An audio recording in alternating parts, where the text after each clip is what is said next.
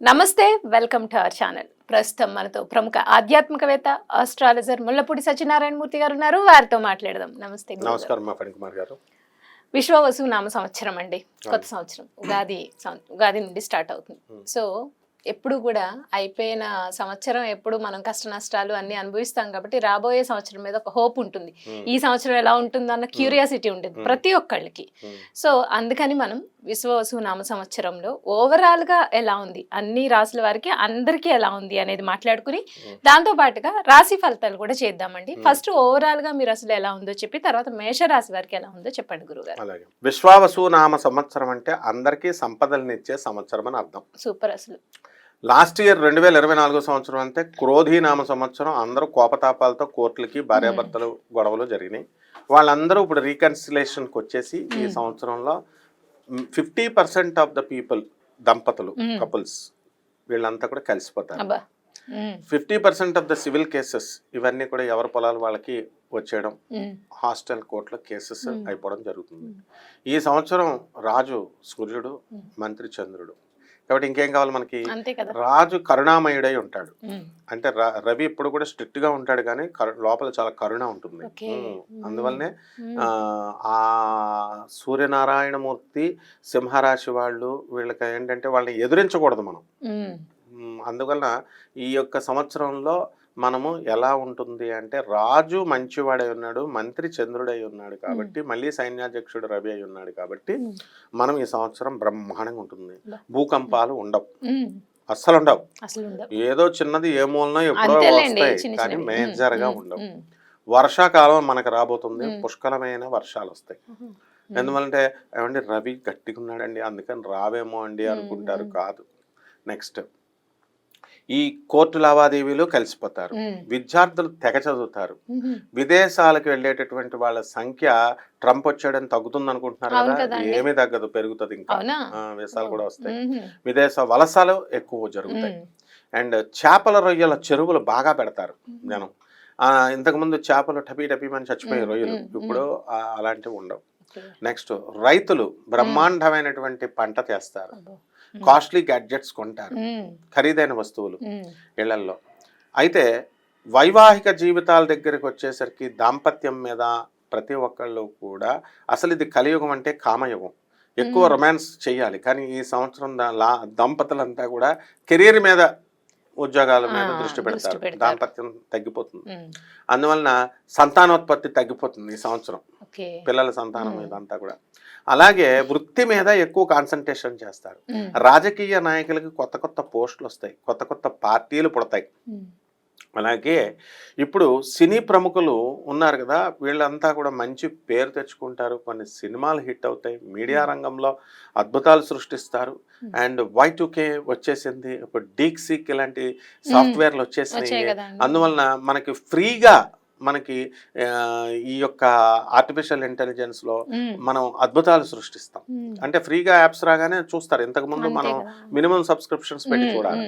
ఈ విధంగా మనకి అన్ని వర్గాల ప్రజలకి కూడా, ముఖ్యంగా లేబర్, కష్టాన్ని నమ్ముకున్నటువంటి వాళ్ళకి వాళ్ళ దానికి తగ్గట్టుగా సంపద వస్తుంది, ఫలితం వస్తుంది. అండ్ యాంకర్లు, సినిమా హీరోయిన్ లాగా వాళ్ళ యొక్క చార్మ్ పెరుగుతుంది. అండ్ ఈ సంవత్సరం అంతా కూడా డామినేషన్ అన్నమాట. అంటే ఎవరి వృత్తుల్లో వాళ్ళ డామినేషన్. అలాగే ఫ్యామిలీలో లేడీ డామినేషన్ ఎక్కువ అవుతుంది, మంత్రిత్వం చేస్తారు భార్యలు. ఇంతకుముందు పాపం భర్తలను ఎలా కంట్రోల్ చేసుకోవాలో తెలియక వాళ్ళు మామూలుగా డైరెక్ట్ అడుగుతారు. ఇప్పుడు ఏమంటారు, ఇప్పుడు చూడండి, ఇంతకుముందు ఎగ్జాంపుల్ చెప్తాను. ఒక పెళ్లి సంబంధం బాగాలేదనుకోండి, నచ్చలేదు, కట్నం అవతల తక్కువ ఇస్తున్నాడు, అందుకని వీళ్ళు ఏం చెప్తారు తెలుసా, డైరెక్ట్ ఏమండి మీరు కట్నం తక్కువ ఇస్తున్నారు అందుకు మీ సంబంధం మాకు వద్దు అని చెప్పరు. ఏమండి ఫలానా జ్యోతిష్కుడు చెప్పాడండి, మా జ్యోతిష్కుడు వద్దని అన్నారండి, కలవలేదండి అని ఎలా తోసేస్తారో. ఇది వరకు సినిమాకి తీసుకెళ్ళు, నగల కొను, చీరలు కొను అని అడిగేవారు పాపం ఆడవాళ్ళు. ఇప్పుడు అట్లా అడగరు అన్నమాట. ఇప్పుడు ధనత్రయోదశి వచ్చింది, నువ్వు బంగారం కొనిపెట్టాలా, కుబేర ఇది కొంటే నువ్వు కోటీశ్వరుడు అవుతావు, లేదంటే నీ ఉద్యోగం ఊడిపోతుంది అని ఒక సింపుల్ గా మంత్రిత్వం. చంద్రుడు కదా చెప్పగానే వీడికి నిజంగానే సాఫ్ట్వేర్ రిసెషన్ లో ఉంది, ఎక్కడ ఉద్యోగం ఊడిపోతుందో అని చెప్పి భయం వేసి వీడు కొంటాడు. అలాగే చీరలు, ఒక కొత్త పండగను సృష్టిస్తారు అవసరమైతే. ఆ పండగతో చక్కగా ఈ చీరలు కొనాలి ఇలాంటి రూల్స్ అన్నీ కూడా అంటే తెలివితేటలతో కుటుంబాన్ని మహిళలు సరిదిద్దుకుంటారు. ఇక విదేశీ యాన గురుగారు విశ్వవసునామ సంవత్సర ఫలితాల్లో ధనుస్సు రాశి వారికి ఎలా ఉంది అనేది చెప్పండి. చాలా ప్రియంగా ఉంటుంది, ప్రియరంజకంగా ఉంటుంది.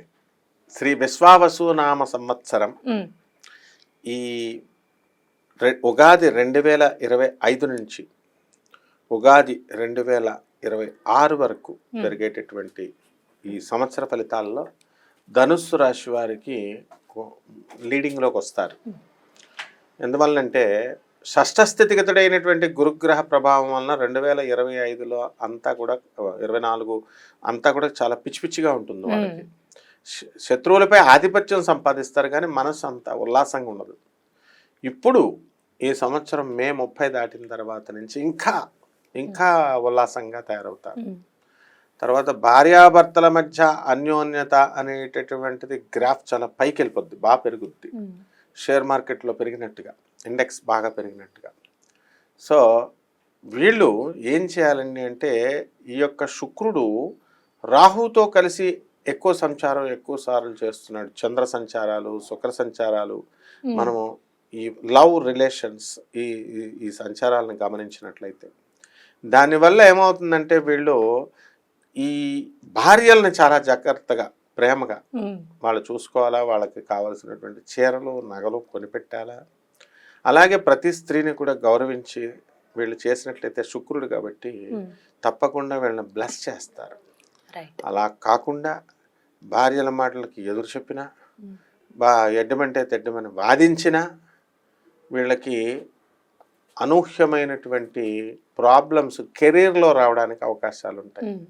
అంటే స్త్రీ శాపము అంటాం, పితృశాపము అంటాం. అలా అంటే ఆ విధంగా వీళ్ళు జాగ్రత్తగా ప్లాన్ చేసుకోవాలి. అప్పుడు శుక్రుడు రాహు నుంచి ప్యాసివ్ అయిపోతాడు.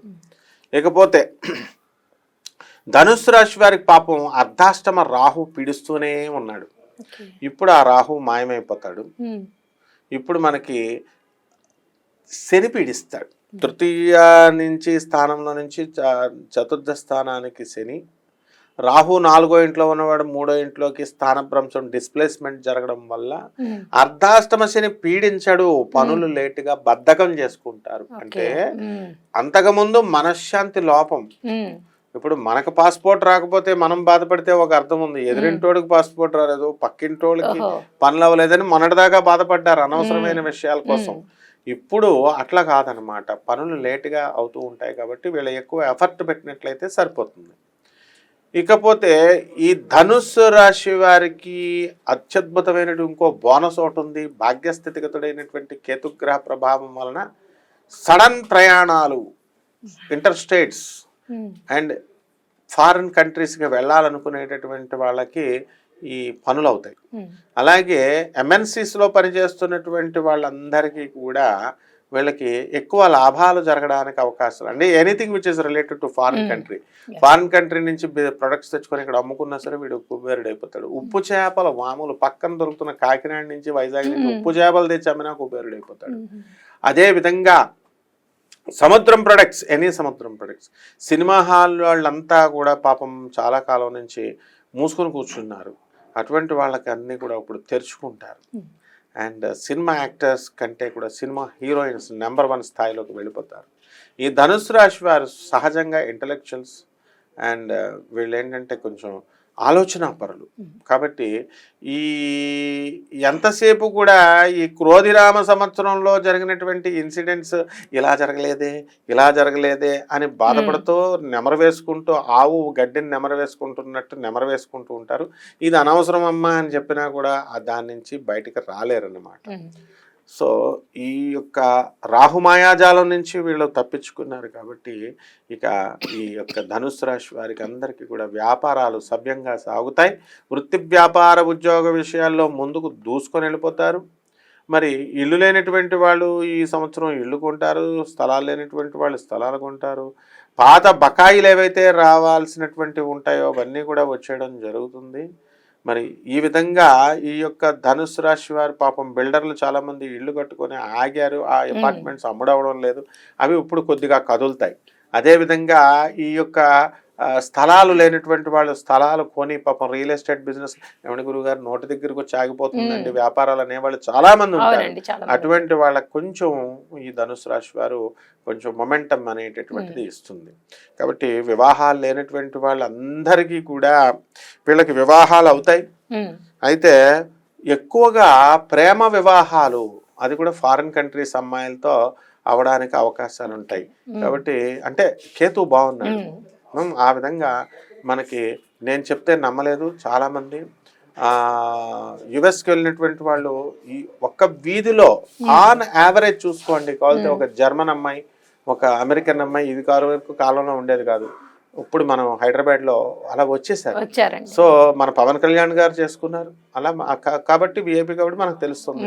మిగతా వాళ్ళని కూడా నేను ఇటీవల చాలా మందిని చూశాను. కాబట్టి సంతానం లేనటువంటి వాళ్ళకి సంతానం కలుగుతాయి. పెళ్లి కాని ప్రసాదులకి అందరికీ కూడా పెళ్ళిళ్ళు అవుతాయి.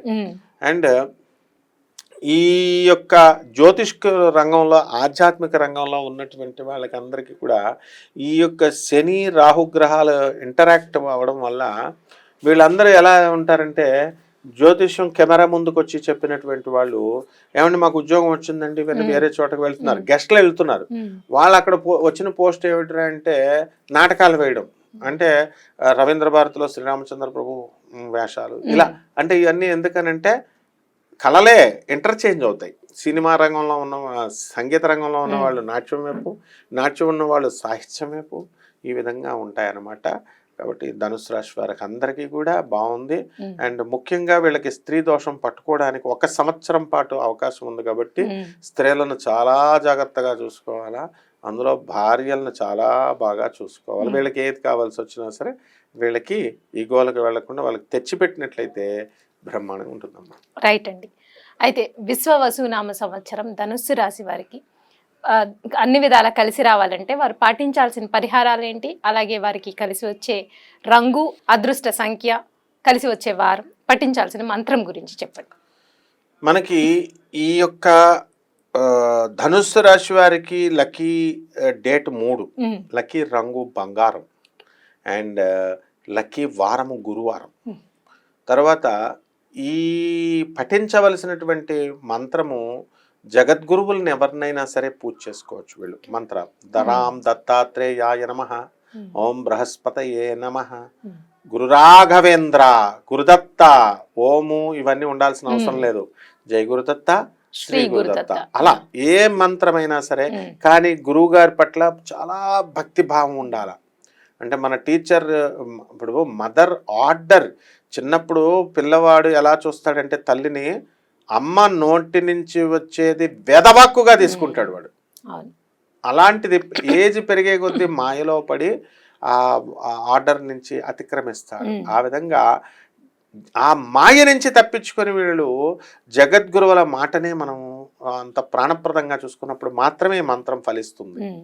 ఇకపోతే సాంప్రదాయ జ్యోతిష ప్రకారము ధనుస్సు రాశి వారికి శని జపం చేయాలా, శని స్తోత్రాలు చదవాలా, శనికి కిలోంపావు నల్ల నువ్వుల్ని, నల్లని వస్త్రాన్ని పేద బ్రాహ్మణులకి శనివారం నాడు ఉదయం 8 గంటలకి దానం చేసుకోవాలా.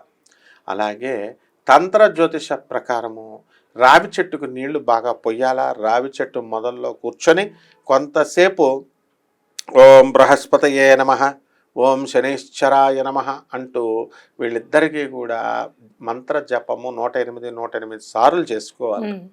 అలాగే శనివారం నాడు కంపల్సరీ మనము రావి చెట్టు చుట్టూ ప్రదక్షిణలు 108 సార్లు చేసుకోవాలి. ఇకపోతే రావి విత్తనాలు అక్కడ దొరుకుతాయి, వాళ్ళ దగ్గర మేడి పండులు దొరుకుతాయి, లేదా మర్రి పళ్ళ దొరుకుతాయి. ఈ 3 పళ్ళని కూడా వీళ్ళు దేవుడి దగ్గర చక్కగా వీళ్ళు ఏం చేయాలండి, త్రిమూర్తుల వ్రతం. అంటే త్రిమూర్తుల వ్రతంలో మనము ఏమేమి పెడతాం తెలుసా అండి, మర్రి ఆకుల్ని పెడతాం, మర్రి వేళ్ళని పెడతాం, నల్లమందు కూడా పెడతాం. కానీ ఇప్పుడు నల్లమందు దొరకే పరిస్థితి లేదు అంతా. కాబట్టి ఈ 2 పెట్టుకొని చేసుకుంటే మర్రి ఊడలు కూడా తెచ్చుకొని పెట్టుకున్నట్లయితే వీటి ప్రకారం పూజ చేసిన తర్వాత వీటిలన్నిటిని కూడా నీళ్ళల్లో కలుపుకొని తాగితే సకల దోషాలని హరిస్తుంది. అందులో డౌటే లేదు. 1 రూపీ ఖర్చు అక్కర్లేకుండా అద్భుతమైనటువంటి రెమెడీస్ అమ్మాయి. రైట్ అండి. సో విశ్వవసునామ సంవత్సరం ధనుస్సు రాశి వారికి ఓవరాల్గా ఎలా ఉంది, అలాగే వారు పాటించాల్సిన పరిహారం, వారికి కలిసి వచ్చే రంగు, అదృష్ట సంఖ్య గురించి చాలా చక్కగా వివరించారు గురుగారు. ధన్యవాదాలండి. ధన్యవాదాలు.